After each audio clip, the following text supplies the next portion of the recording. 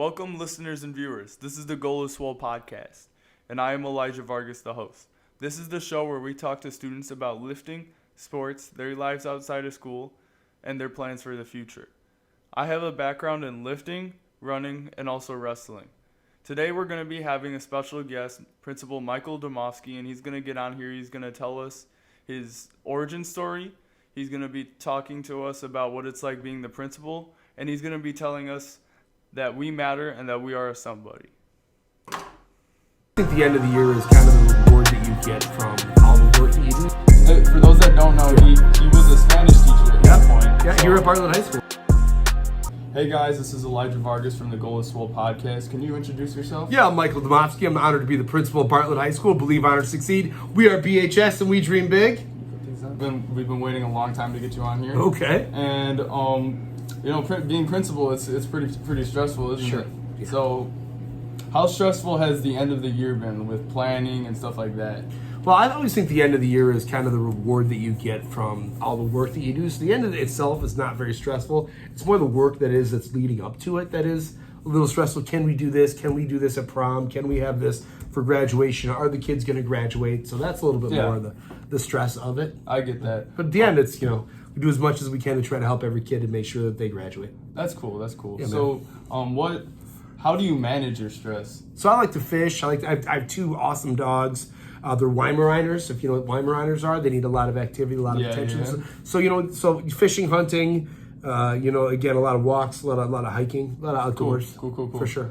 So, there was a fire alarm earlier. There sure was. Yeah. How did that? Did you find out what the culprit was? Yeah. So it was a smoke sensor went off, sensor, okay. which means somebody was vaping or smoking. Oh, that's crazy. Yeah, but it happens. But I'm glad that we have that type of safety and security. Yeah. But especially with the fire department right down the street. Oh, for sure. Come with the snap. It's really quick. So that was. It was definitely It was not a poll, but it was also not a planned event. Yeah, I've been hearing a lot that it's a poll, but I wasn't sure. It was hearing from you. That's a credible source. Yeah, it was. It was definitely. It was a smoke detector. So. Okay. Yeah. I want to go into your background because sure. I know a lot of people know who you are, and I want them to know your past and for sure. Fully know who you are. You know what I mean? Yeah. So, well, does anyone fully know themselves?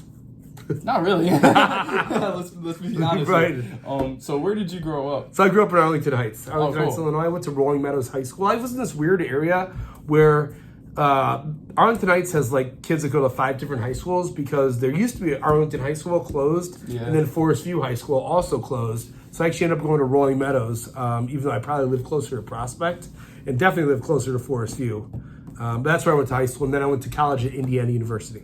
Oh, okay. Indiana University. IU, yeah. The cream and crimson. I was looking at Indiana State to apply, but you don't want to do that. You guys are rivals? Yeah, they're terrible. We don't like them. But they're better than Purdue. So okay. What sports did you participate in during high school? I was a 4-year football player, a 4-year wrestler. I played baseball for 2 years, and then I was on the dance team. Believe it or not, my senior year. Yeah. So when you were little, what was your aspiration? What did you want to be? I want to be secret agent, man. I'm not gonna lie. I want to be James Bond. That's kind of like all kids now. Yeah, I wanted to be Bond. I grew up. I spoke a couple different languages, so I always thought that would help me.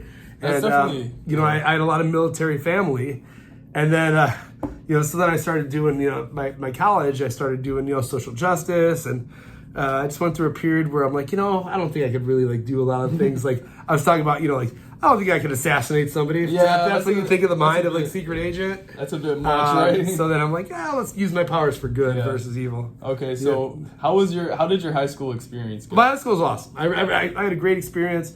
I had great friends. I had amazing teachers.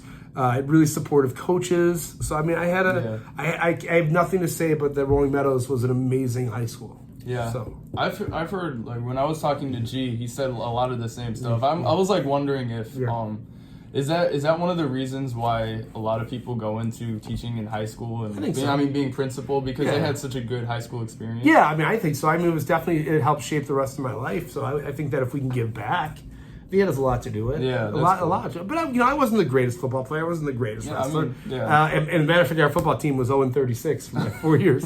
But it doesn't mean we had a great experience and a great time with it, and just the lessons that you learn about resiliency and loyalty and about your teammates. Dude, I love that part of it. Yeah. Cool. So did these experiences that you had, these positive experiences, did those affect like your vision for this school? Of course, 100% yes. Because and the thing about it was that I loved is that we had the opportunities to be involved in whatever it is that you wanted, whether it was clubs, whether it was sports, whether it was activities. And I want to make sure that we had that same experience here, that it wasn't just about football or basketball or girls basketball or girls track or boys track or whatever sport, that it was about if Dungeons and Dragons is your jam, if it's, Vex Robotics, if it's podcasting, that there's something for you, man. So everybody has their Everyone has their own sense of belonging, so that's what we're hoping for. What made you want to, because you were talking about earlier, you wanted to be a secret agent. Oh, for sure. So what made you decide on education? My mom was a teacher. My great uncle was a teacher. It's a noble profession. Yeah. And as it turns out, I really enjoyed it. I did some camp counseling as well, like in the summers, for summer jobs. And so that's teaching in a way. So it was pretty natural. Yeah, I get what you mean, because I'm a martial arts instructor down the street on 59. With who? Cozy Young In. Okay. And we do like I've learned a lot about teaching. Yeah. So like when I see my teachers, it's like I understand like what they're trying to do and stuff, and I think I don't know, it gives me a different perspective on looking back at it. Yeah. So I was actually talking to Michelle. Yeah. I know where this question comes from. Yeah. So I was talking to her, and I was like, what are some questions I can ask Demovsky? Because I mean, I know a little bit about. Yeah. So we took some trips together with students. So he's. For those that don't know, he was a Spanish teacher at a point. Yeah, you were at Bartlett High School. Yeah. What made you decide that you wanted to be a Spanish teacher? Spanish was one of the languages I spoke.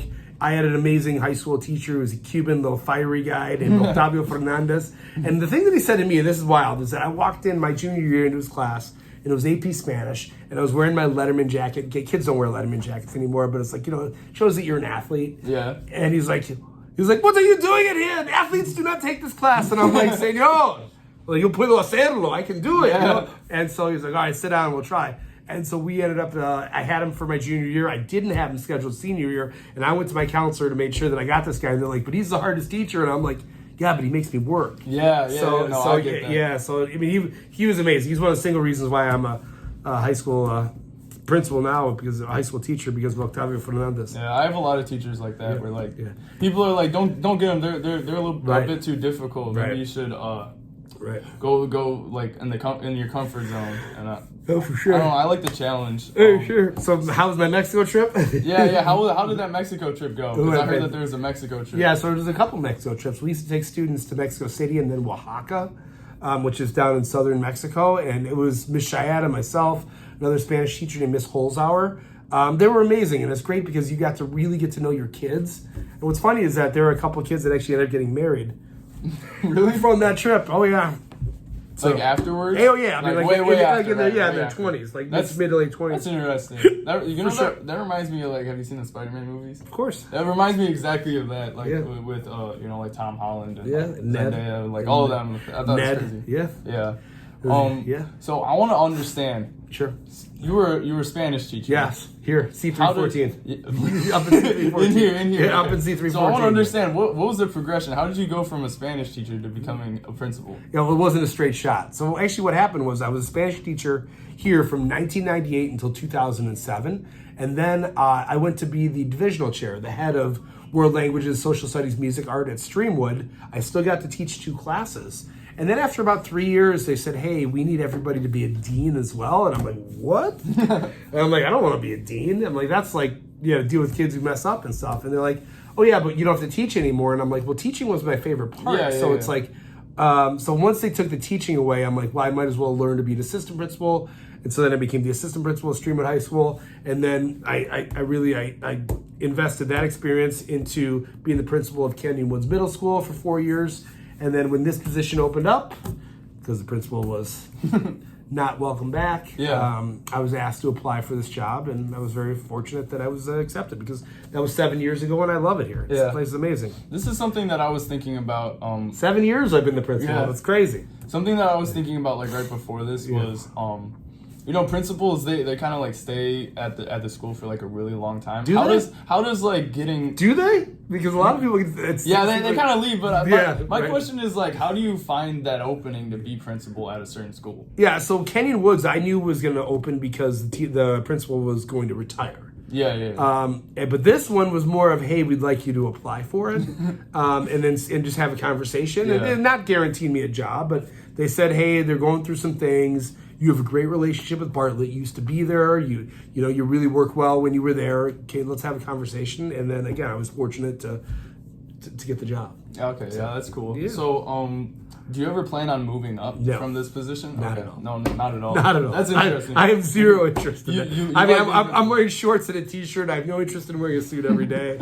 No, I think really it is it's about the kids. Yeah. And being close and connected with kids. And even just this Saturday was prom, right? Yeah. And it's like I feel like I knew like 90% of the kids that were there. They felt comfortable coming up to me saying, hey, Demo, what's up? And you don't get that if you're a central administrator. And you were passing out the money. I was passing out the cash. Yeah, right? that was cool. I thought that was cool. I think it's the same thing because my mom's a teacher. Yeah, where's she at? She works in Salt Creek. Okay, I know, in District Palatine. 59. Yeah, Palatine. Yeah. But I think she's qualified to move up. Yep. But I don't think she wants to because I think she just cherishes like the moments with like with kids. Yeah, because she works at an elementary school, so she works with little kids. Yeah, for sure. What are like your favorite events to plan or like attend here at school? Here at Bartlett High School. So I love the Academy Showcase. That's to be attend. I love going to homecoming. I love going everything that's involved with the homecoming week. Prom is fantastic. I really like that spring assembly where it's not about sports, where you get to see salsa,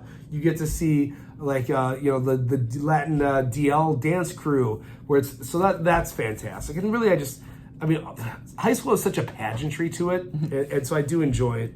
There's everybody. The high schools when like everybody like kind of branches out, and they have like all because when you look at like elementary school, you got like. 2 sports? Right, if that. You got maybe a club. Right. And then that's it. But like high school, everybody branches out. They kind of know what they're doing and they're trying to figure out what they like and stuff like that. I think that's kind of cool. Yeah. What specifically do you enjoy the most about being principal here? I just think it's that the opportunity to really get to know kids, and I think the greatest thing is being able to help them, and then being surprised that somebody's there to help. I'm like, yeah, man, that's what I'm here for. Like, you really need to help me with that? I'm like, yeah, I'm going to help you with this. So I think that's what I enjoy the most is seeing the excitement with students like that you've helped before are learning to succeed on their own, and then also being able to be there to know that people actually care about them. Yeah, that's what I enjoy the most. I think that's really cool. That's really cool. So you were talking earlier at the beginning of this podcast outside of work, about your hobbies. Sure. So you're talking about fishing, hunting, sure. Yeah. So are there any other hobbies besides that? I like to play poker. I like to hike. I love to read. Yeah. I love movies. Yeah. I get that. Yeah. So you said poker. Did you play last night? I did not play poker. You didn't play poker? I did not play poker. I thought it was funny because I was walking past the tables and I saw Mrs. Hassan sitting there. Yeah. I'm like, wow, you're setting a good example, Hassan. Right? Yeah, no, I didn't play it. But, I thought it was really funny. Yeah, I do, though, and I do enjoy it. You do enjoy it? Yeah. So you said hunting, fishing, poker, movies. Yeah, walking the dogs. So what movies have you seen recently? So I started watching the new Ant-Man. Oh, yeah. I saw John Wick in the theater. John Wick, that was a good movie. It was great. I love it. It was really, really good. I saw this it was really messed up. It's called 13 Sins. I hadn't either, but it's streaming, and it's like people who are like down on their luck, and it's like, will they do these things? It's like kind of like Squid Game to earn this money. Oh yeah, I get it. And it's it gets like, hey, kill a fly $1,000, eat the fly $3,000. What the heck? And then it gets those are like the first. Those are step 1 and 2, and it goes all the way to 13. Oh man! So it's pretty wild. I can already picture how like grotesque. It's grotesque. Yeah, it's pretty wild. So that was pretty good. Okay, so how often do you have time, like outside of being like the principal? Try to make every day, baby. Pursue these hobbies every day. You got to spend time with yourself every day. So I get that. Whether it's walking the dog, going fishing in the backyard, or you're just going for a nice long walk, watching a show, spending time with family, And it helps like your mental health, right? Absolutely. Because it helps me depressed. If it was all work all the time, you just can't do it. I totally agree. Can't do it. I'm the same way because I like to work out. I like to we're at school, stuff like that. I come home and my mom's car just died like a week or two ago. What kind of car? She had a Ford Edge. So there's this problem going around with Ford where like their engines would die after like. Is that an electric car or no? No. Okay.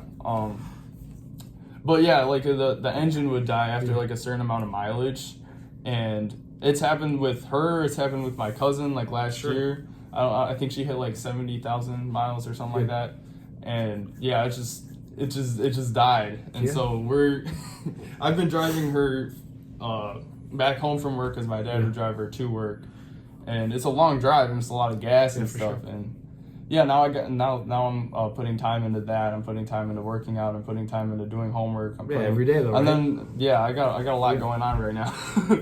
On top of this podcast, which I'm trying to take to the moon. There you go. So I thought was really funny. Sure. Earlier this semester, there was you gave an announcement. I think you slipped up a little bit. I didn't slip up. I knew exactly what I was saying. You know what you were saying? I said, listen, let me tell you, because I actually recorded it. I should have brought it with me. It was recorded? I recorded it, and I said, because there were people that, let me tell you what happened, is that there was about to be a fight in the second floor foyer, and like 600 people got there and started recording and just really doing some dangerous behavior. And it turns out there was no fight, everything was fine, but people got really packed in there, taking videos, trying to make themselves TikTok famous, and it's what I said is that in that world of that social media influencer, right now they're nothing. They don't matter there, but they matter. Yeah. They matter here. Oh, you matter I get what you here. mean. Yeah. Good. In that world, you don't matter, but in this world, you do. I agree. That's what I said. You matter right now. You matter here at Bartlett, but you don't matter in a world where people are just trying to get likes. I totally agree. And it's like attention seeking, and then, like they don't see you as like an actual person. Correct. Whereas like here, you're valued as like a part of the community. 100%. No, I didn't slip up. That's exactly what I said. And what's funny is I recorded it and I sent it to my boss. I'm like, listen, somebody's gonna say something about this, and then lo and behold, like that edit came out where it's like, oh my God, you are a nobody, you are no one. I'm like, no, you're a somebody. No, I'm like, that's the exact opposite. BHS, you are somebody. Yeah. Remember, here you matter. Yeah. So how did you handle that edit? I'm glad that I called my boss right beforehand, before it came out, because it was only the piece of what the whole was, and so anything can be taken out of context. I totally agree. Even something that we say from here, could be if you just clip it and throw it in the content, could be taken completely out of context. Yeah. And again, the message is that in the world where you're trying to be a social media influencer right now, and you're not Mr. Beast. In that world, you're nobody, but here you truly are somebody. Yeah. And so again, and so I just laughed because I know in my heart like what I meant. I know like what we do to care about kids. I totally agree. Yeah. So that's all you can do is, like I said, and I think part of being a principal is like you have to be able to laugh at yourself a little bit, because people are like, I'm an easy target. People are gonna come in, they're gonna be, oh, Demo said this or Demo did that, and it's just like, I get it. I get that it comes with a role, and so just That's what I was just thinking. Yeah, it comes with the role. I want to say, as a student, looking at what happened with that, I think you handled it like amazingly, because like you didn't take it personally. You didn't. You took it as a joke, and I think that's like what you have to do when you're put in that kind of situation. Right. I mean, I love there were some kids. They did the edit. There's some kids that made some posters. Some posters. That's a lot of work. Like, you are not Mr. Beast. Like that. Yeah, that was kind of funny. It was.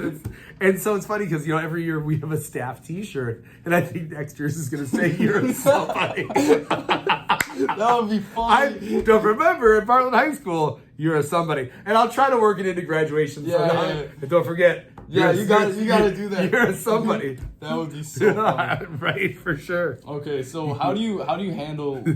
I put it down as haters. How do you handle like your haters, people that don't really approve of what you're doing? Just to let them know that I'm here. If they want to have a conversation, they don't hate me. If they actually got to know me, they would never hate me. So for me, it's just let me try to seek to understand like what it is that you're upset about. and let me see if I can help you that. And there's always a great saying is like, seek first to understand before being understood. And so just I try to live by that. Like, hey, let me try to understand what it is that I'm doing. And maybe if I have to reflect on it, that it's like, hey, maybe I am doing something wrong. But usually it's just whatever some other situation that I happen to be the easy target. But yeah. I totally get it. But again, I don't take myself so seriously that it's like I make mistakes all the time. As I say to Mr. Murphy, our assistant principal, all the time, like, not all my ideas are good ones. They're not all good ones. You got to hear on their other sides. Oh, right? for sure. For sure. So only recently, it was like about 1 or 2 weeks ago, I got my first hater. Out of nowhere, they were commenting on my podcast. Oh, really? Like, how'd you handle it? I didn't even know who it was. Right, so how'd you handle it? I was like, okay, this gotta be somebody from the school, right? Sure. So I was like, can somebody find who it is so I can put them on the podcast and we can talk about it or something. Yeah, for sure. I thought that was really. Did you end up finding them or no? I found them. Of course, I found them. Okay, I have my own network. All right, good. It was. I don't know, man. Oh, that's awesome. But yeah, I don't. I think it's weird, like where to the point where like people you don't even know have an opinion about you. Yep. Like you gotta understand that, right? Because you're the principal. You have people like probably at the school that have opinions about you that you don't even know. I'm sure they do. Yeah. It's very interesting to think about. I think. I think the best thing though is that there's also like everyone has a different version of you that exists in their mind. You know, you've heard that saying, I totally right? agree. Yeah. And it's like so everyone has a completely different idea of who you are, and that's why you have to be the most comfortable with yourself, with who you are, in order to love other people and care for other people. And once they get to know you, that image just like changes and evolves and becomes better. Absolutely. So what adjustments have you made, like, to the school and like to everything like over the past few years? Well, I listen to the kids a lot, so through my principal student advisory board. And there are things like that, that I didn't even know, like, hey, can we not get like prison mirrors in the bathroom? And I'm like, wait a minute. And I'm like, we got prison mirrors in the bathroom? And I'm just like, I just don't go. I make it a habit to not go into the girls' bathrooms. Yeah. So I didn't know that we had like those like orange is the new black type mirrors that you can't even break. So like I'll listen to the kids. I'll change little things like that. We'll talk about like, hey, when we should schedule classes so kids can have either like double early release, what they love, things like that. The biggest thing is listen to the kids. Yeah, I think because they're your customers, Yeah, exactly. So you're in the education business as much as you're in the customer service business. I totally agree. So you got to make sure that you're servicing your customers in both ways. Of course. Good. So I want to talk about your COVID year because COVID was brutal. Man. It was hard for everyone, and I can't imagine how it was as a principal. How did that go for you? I think the most difficult thing with COVID is that not knowing, it just like, hey, you think the plan is this, and then like 3 hours later the change of plan, and then 3 hours after that the plan has changed again. So I think the hardest thing was just like, I think if people could just like stick with the decision or make a decision and not have it alter, but it just kept being changed by the rules from the CDC or whether it's rules from our local health department. So I just think that the constant change and unknowing that would change so many times, even during the course of one day, that was hard because then you want to communicate with your people, and by the time you communicate it, it's obsolete.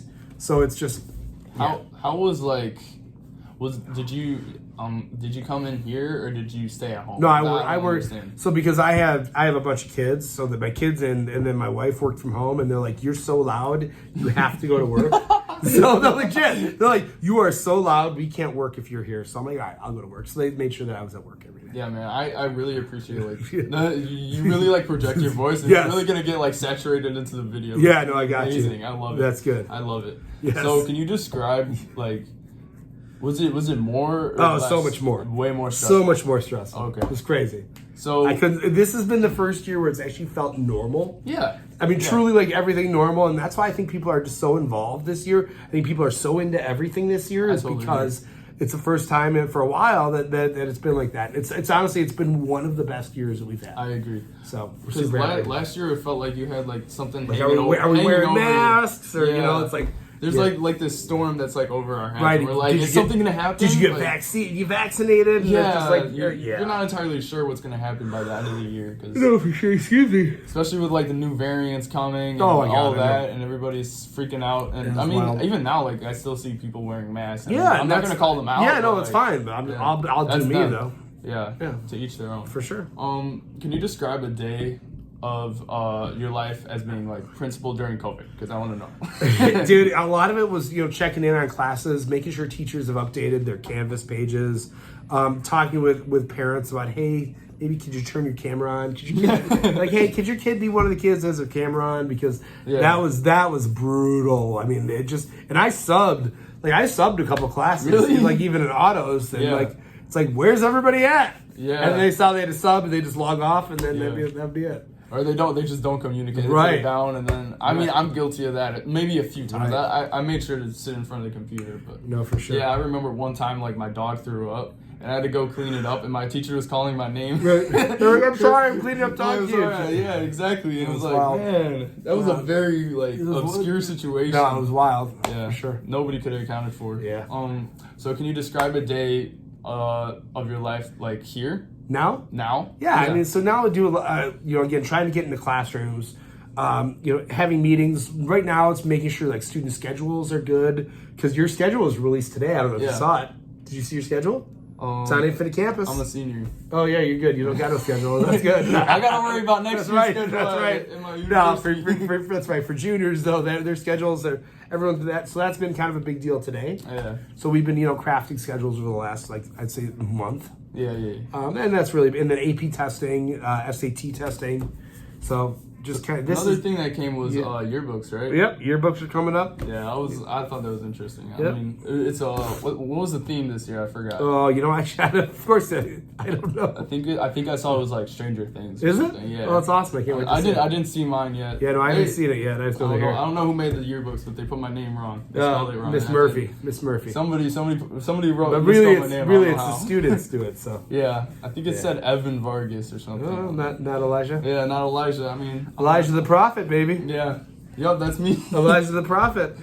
Do you know who Elijah the Prophet is? Yeah. He sounds the coming of the Messianic ages. It's a big deal for Jews. Yeah. Yes. He made did he make a deal? I'm not sure how it worked, but he just went up to heaven. He never died. Yeah, well, so something like that. We don't have it in heaven as Jews. But That's okay. I'm not entirely sure. I like that. Okay, so I know a lot of people, especially in like higher places, they try to hide like their spirituality, religion. No, I like that you're open about it because for a lot of people, I'm the first Jew that they know. Yeah. So we're not that many of us. First off, and it's our duty. After what happened with us in the Holocaust is just to make sure that people just try to get to know us, so that they get some of the questions that you asked, so that so that if they have questions, if they're like have these prejudices, that hey, let's have a conversation. I'm one if you want to talk about it. So I totally agree. Yeah, but I'm not trying to say hey, you should be a Jew. No, people gotta understand that. Right? No, I'm just it's that there's not a lot of us left, and we're obviously constantly being targeted. And it's because people don't know who we are as people. So just making sure that they know who I 100% agree. Who we are. Hey, I know we have one more question. I do have to talk to this teacher here in a minute. So let's wrap up your podcast. No problem. All right, because I do have to speak to Miss Nunez. Okay, so I want to end this with any advice you have with whether it's life, just anything in general. Not if money was not an issue, what we'd purchase for the school. We finished the stadium. But that being said, for life advice is to don't pigeonhole yourself into just one thing. Try new experiences, be good to people, travel, go see the world. There's so much world out there outside the United States, and more importantly, get to know the people there that you do. Okay? It's been my honor to be on this podcast. Awesome. Elijah the Prophet. Thank you so much. All right. Demo signing out. I got to speak to Miss Myra. Of course. Thanks, man. You guys are good. Thanks, brother. Thank you guys for listening to this episode of the Goal of Swole podcast. If you enjoyed this episode, make sure to drop a like. And if you plan on watching any future episodes, make sure to click that subscribe button and hit the notification bell.